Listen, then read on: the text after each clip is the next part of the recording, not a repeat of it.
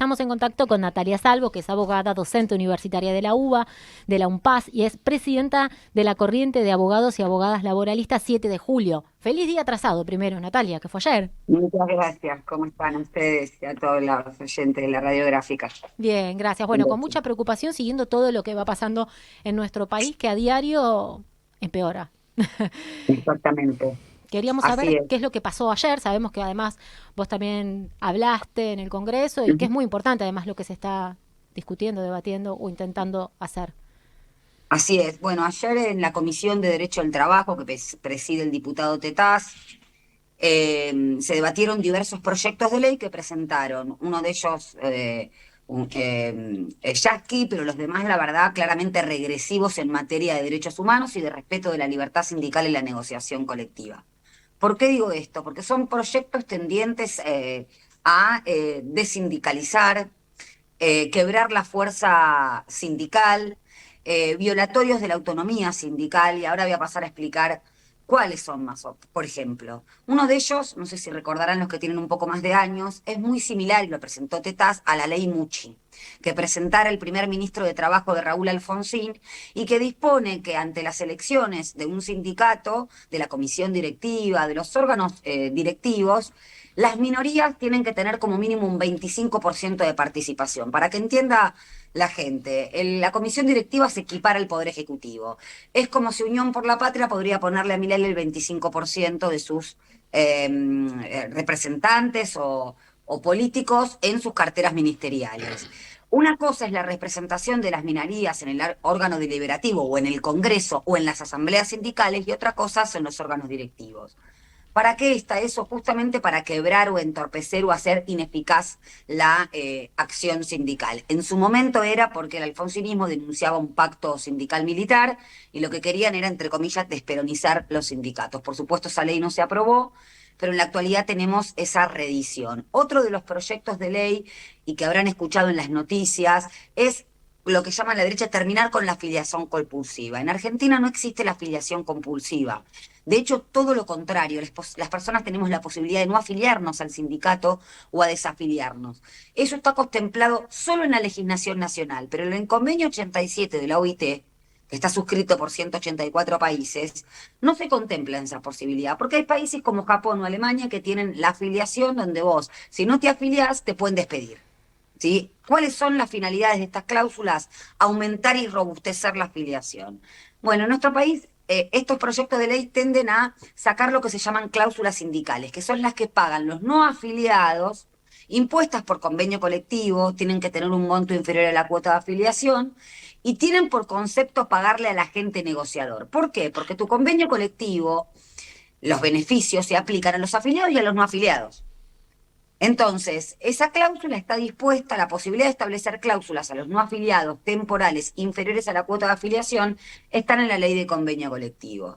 Esos dos o tres proyectos, además de la ficha limpia sindical, cuando ya los integrantes de un sindicato son personas públicamente expuestas y tienen que hacerlos, con la supuesta pretensión de transparentar, modernizar y demás, lo que están intentando hacer es romper con el principio de autonomía sindical que tan caro le costó a la República Argentina. ¿Por qué digo esto?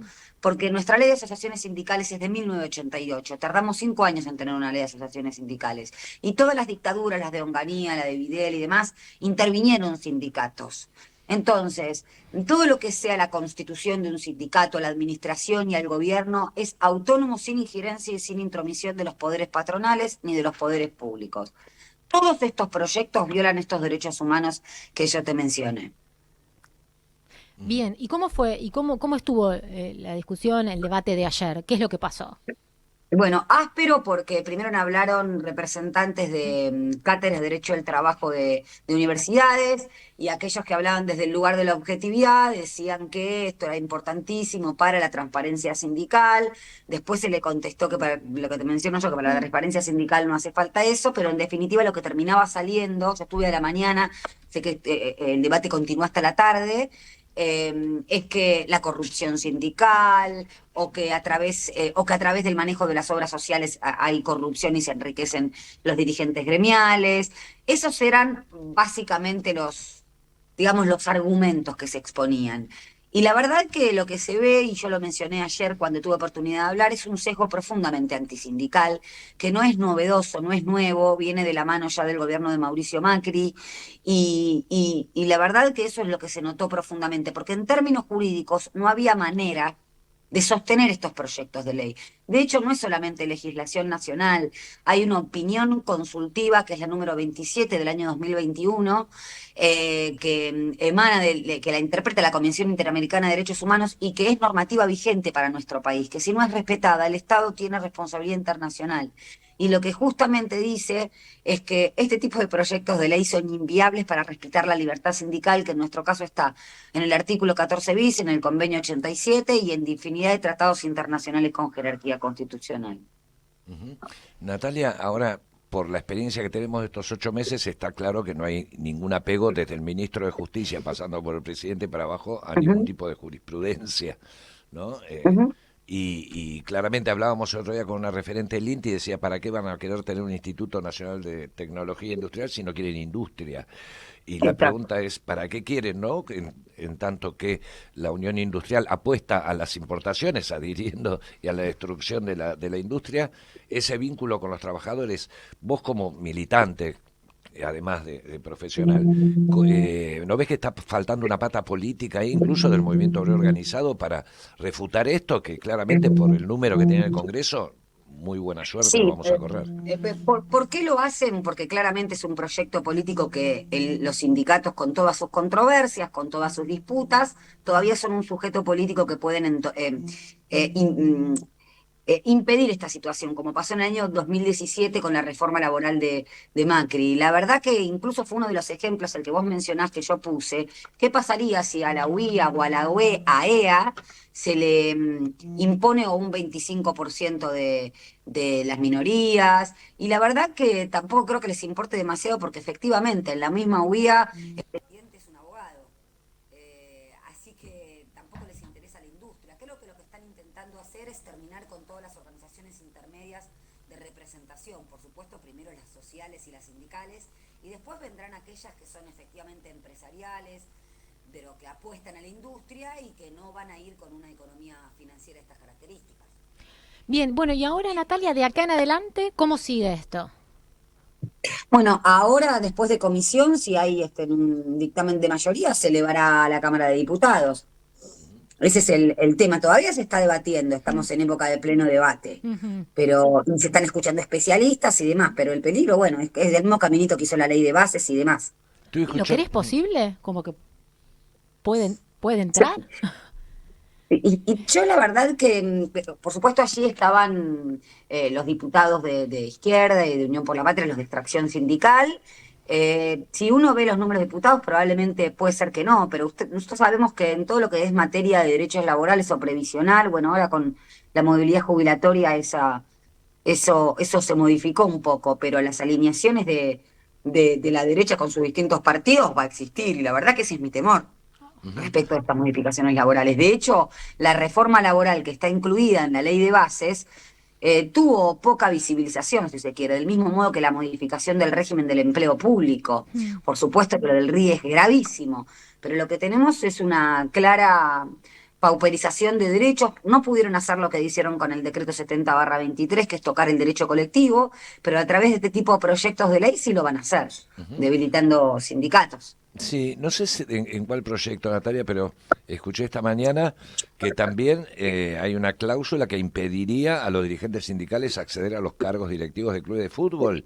Sí, ahí está, mira, Es me rara, hiciste ¿no? acordar me río porque tuve a la vista el proyecto, imagínate que fui a hablar ahí, tuve a la vista el proyecto y lo leí y fue motivo de risas en ese momento. Claro, ¿Qué pasa? si no fuera grave. La libertad de cualquier ciudadano de participar en otras instituciones que no sean incompatibles, por supuesto, si yo soy parte de la comisión directiva de un sindicato, no voy a formar parte de la Cámara Empresarial. Claro. Esto desde ya, ¿no?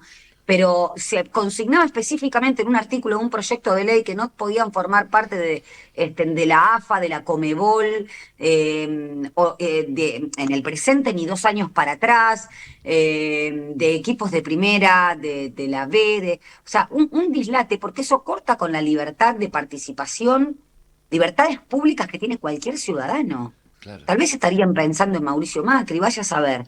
Pero digo, intentar romper con derechos básicos que uno aprende cuando entra en el primero o el segundo año de la carrera de Derecho, es tremendo. Sí. Y la verdad que yo creo que no es una discusión jurídica, es una discusión política, pero ayer estuvo muy bueno el debate, escuchamos a dos titulares de cátedra de Derecho Colectivo del Trabajo, el doctor Gustavo Ciampa, el doctor Pablo Octopet, que la verdad dieron cátedra en el mejor sentido de la palabra, porque fueron a lo estrictamente jurídico. Yo conozco su sesgo porque fueron profesores y son maestros míos, pero uno extraña a esos docentes de Derecho del Trabajo de hace 30, 40 años atrás que tenían una perspectiva pro patronal, pero no dejaban de fundarse en el derecho. Esto es ya directamente cualquier cosa.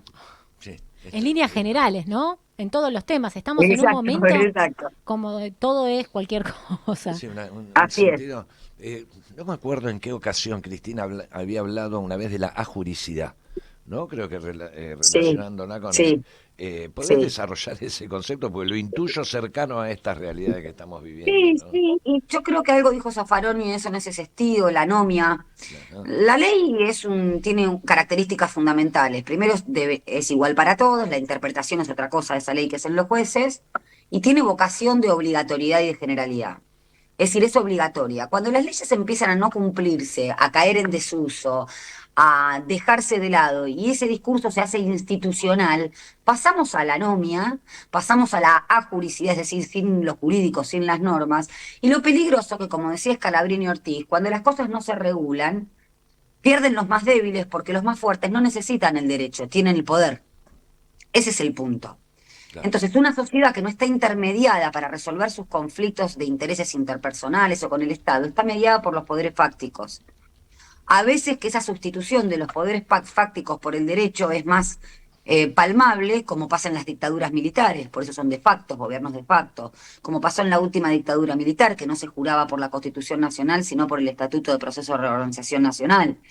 ¿No? Que lo primero que hizo el 24 de diciembre perdón, el 24 de marzo de 1976 fue disolver el Congreso y establecer la Comisión de Asesoramiento Legislativo, compuesta por las tres fuerzas y asesoradas por abogados, los mismos que ahora asesoraron para hacer el DNU 70/23 y la Ley de Bases, los mismos estudios jurídicos, y dictaron leyes como la Ley de Entidades Financieras. Bueno, ahora eso es directamente que a través de los jueces, con interpretaciones que le quieren poner nombres lindos, en su momento Bonadío el derecho creativo o la teoría del poder desigual de Irurzún, lo que hacen es vaciar de contenido. O sea, vos tenés un animal que tiene cuatro patas, ladra, pero no es un perro, ¿no? Y lo vemos a nivel laboral con la huelga. Todo lo que es materia de tratamiento en el fuero laboral, porque lo dice la ley de asociaciones sindicales, pasó a estar tratado del gobierno de Mauricio Macri por el fuero federal penal, y lo que antes era una medida de acción directa o la huelga contemplado como derecho constitucional, hoy es turbación en la propiedad, extorsión, intimidación, pasa por el tamiz penal y no es un derecho constitucional. Es decir, volvemos al siglo XIX, donde los mártires de Chicago los colgaron por hacer una huelga, o a la Patagonia rebelde o la Semana Trágica de nuestro país. Claro, claro, y ese criterio de juridicidad se ve en los discursos, ¿no? Porque casi en simultaneidad el ministro de Justicia dijo que él no reconocía algo que está legislado, que tiene que ver con la perspectiva de género, y Absolutamente. la Gran ejemplo. vicepresidenta hablando como si fuera Macera, diciendo que iba Exacto. a meter en cana a supuestos personas que cometieron delitos civiles que proscribieron a los 10 años. Exactamente. Y además esto que decís es muy importante, por eso digo la institucionalización de ese discurso anómico. Vos tenés al ministro de Justicia que dice, solamente vamos a contemplar en lo que se corresponde con la biología, y hay una diputada le dijo, o sea, no me importa muy poco su opinión, esto es una ley que usted tiene que respetar, la ley de identidad de género.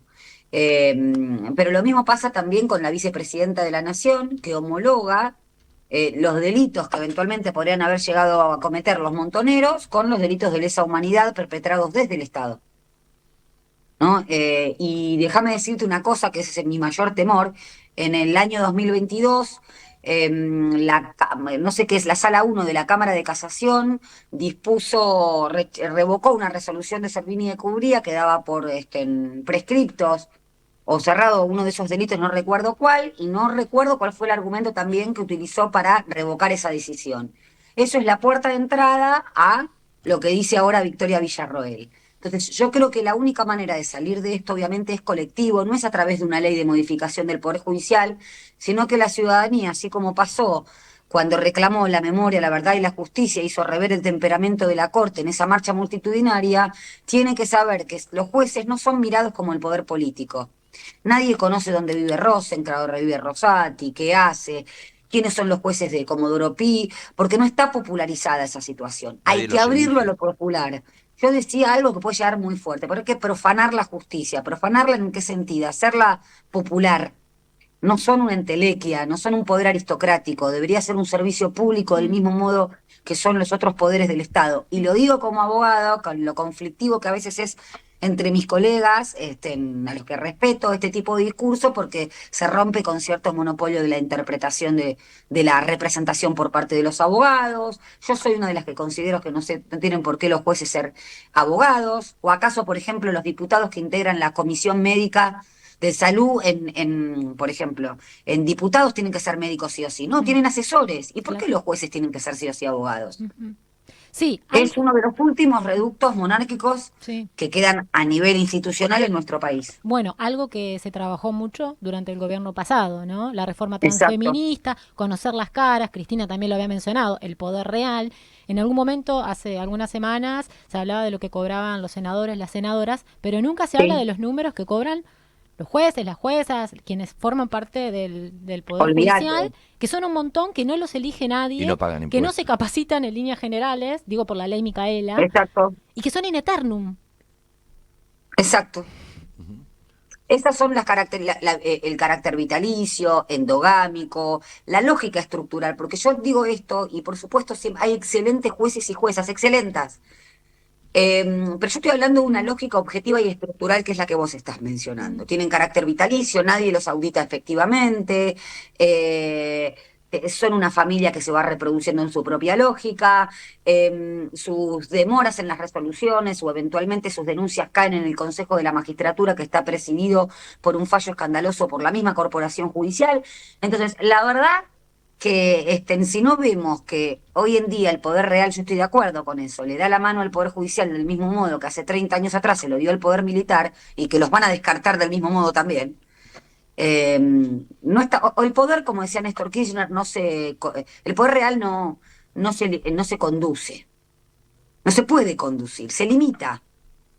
Y yo estoy con esa definición. No es que esto va a desaparecer si uno saca del Poder Judicial los lazos que tiene con el Poder Real. Va a mutar, va a camaleonizarse en otras. Pero lo que siempre corta con eso es la participación popular de las mayorías. Por eso digo, y con prescindencia de cómo piensan las personas que utilizan el Poder Judicial, porque tienen un 90% de descredibilidad, y eso no son el 90% peronistas o izquierda. Hay personas de distinto pensamiento político. Mm, Entonces tenemos un poder judicial que no sirve para lo que tiene que servir. mm. Tarda, la gente no entiende las resoluciones, territorialmente queda lejos, es caro, es incomprensible en sus derechos. Entonces, la verdad que los derechos humanos de tutela judicial efectiva, de acceso a la justicia, quedan bastante esmerilados. La verdad que sí. Bueno, Natalia, por último, quería unas líneas tuyas, sos también docente, hoy se está haciendo en La Pampa el plenario de rectores y rectoras, sabemos que estamos trabajando para una nueva marcha del sistema educativo, porque no es solo universitario el problema, también está la ciencia. Y quería nada, conocer tu mirada al respecto de cómo está avanzando esta problemática. Sí, bueno, el tema, fíjate, de la universidad y el de financiamiento de la educación pública. Calaron tan profundo con ese discurso de choriplaneros o viven de nosotros, todos los derechos se financian. Preguntémosle a Halperin si las exenciones impositivas no se financian. Porque el aumento que se votó por la movilidad jubilatoria, la reforma jubilatoria que se votó, el que el presidente anunció el veto, importa un 0,44 del PBI, mientras que las exenciones impositivas de los Halperin y sus amiguitos es un 2,5. Entonces, todos los derechos se financian. El tema es que hay una infravaloración social de la educación, te estoy pagando, pagate la educación. Entonces, se va abriendo la puerta de entrada discursiva para que no haya presupuesto para los sueldos docentes, para los no docentes, para que la educación pública esté cada vez más precarizada, para que la educación pública sea un derecho para pocos. Entonces, la verdad que creo que esto tampoco tiene sesgo político, más allá de que hay algunos diputados que sí coquetearon con este discurso, pero después transaron con el poder. Pero creo que esos son los pilares de un Estado liberal de derecho, ni siquiera te estoy diciendo social. La educación y la salud son pilares de un Estado liberal de derecho. La primera ley de alfabetización es la ley 1440 de fines del siglo XIX. Quien impulsó la educación pública fue Sarmiento, no el Che Guevara. Entonces, creo que en eso hay que volver esos postulados, y por eso digo, extrañamos a la derecha letrada, que por lo menos podría sostener un discurso en donde decir, esta es la educación pública. Imagínate que yo marché por la marcha de la educación pública al lado de Gil Lavedra, que es el presidente del Colegio de Abogados y uno de los arietes del lawfare de la persecución judicial. Pero no importa, tenemos que marchar con ellos también en ese sentido, hay que hacer lazo con las demandas. Y la verdad que, bueno, espero que tengan recepción positiva, pero la verdad tengo muy pocas esperanzas. No, las Porque esperanzas todo lo están, que importe, claro. ya lo dijeron, degenerados fiscales están diciendo. ¿Son degenerados fiscales los que tienen cáncer? ¿Son degenerados fiscales los viejos que los apalean? O Los sea, niños. estamos volviendo a los 90, los que tenemos un poquito más de años. O sea, Norma Pla, Caballo lo tiene que matar, nos acordamos de la canción del señor Cobranza, Sí. nos acordamos de eso. O sea, realmente, como decía Maradona, hay que ser muy cagón para meterse con los jubilados. Lo peor de Y hay que ser todo, muy cagón. sí, es que ese fue el tema de campaña de Milei. Se viene el estallido. Exacto, exacto, porque uno dice, a ver, vos lo votaste, amigo, yo comprendo, tengo la misma bronca que ustedes, pero llega un momento que uno dice, a ver, por eso me paro en lo jurídico. Yo nunca pensé que me iba a parar en un discurso republicano, pero me paro en el discurso republicano para decir, a ver, tenemos un artículo 14 bis que establece la solidaridad intergeneracional. Tenemos que pagarle a nuestros adultos mayores, a nuestros viejos, una jubilación integral, universal, que no solamente sirva para subsistir como en las amebas, que sirvan para vivir, para tener sus gustos. Entonces, la verdad no tengo esperanzas y creo que la única salida es la construcción colectiva popular, incluso demanda hasta a nuestros propios dirigentes. Bueno, un poco desde el sistema educativo, porque no es solo las universidades, se viene trabajando en eso, con los paros, con Tal los días de cual. visibilidad, que quizás no se comprende tanto, pero en cada universidad esos días pasan cosas que los trabajadores le cuenten al resto de la universidad y la comunidad lo que estamos viviendo, porque también hay mucha Sí. confusión y es adrede, no hay pauta Sí. publicitaria y no nos enteramos de las cosas básicas en los medios de comunicación que debería saber la población. Mira, yo te cuento algo como para cerrar si querés, pero que siempre me dejó muy conmovida. En el año 2015 Macri había dicho que es eso de universidades por todos lados. Yo doy clases en José Paz desde el 2015. Y tenía alumnos en ese momento cuando yo dije, bueno, yo me tengo que pronunciar, hay un candidato presidencial que está hablando en contra de esta universidad donde yo estoy dando clase, entre otras cosas, y se levantaron varios de los alumnos y alumnas, sobre todo de más grande de edad que yo, que me decían, este es un derecho que yo tengo y yo no voy a permitir que me politicen la clase. ¿Qué pasó 6 meses después? Con los tarifazos de luz, José Cepaz tuvo que cerrar en turno nocturno. Entonces, yo ahí lo que digo, el derecho no es la piedra filosofal de Harry Potter, el derecho es una relación de fuerza. Y andá vos ahí en ese momento donde cortaron el presupuesto a reclamar con la Carta Interamericana de Derechos Humanos y la Constitución Nacional. Te van a decir, bueno, andá, reclamá en el Poder Judicial, a ver quién te da esa partida. Eso es lo que hay que popularizar. Y para eso hay que dejar que el derecho deje de ser aristocrático.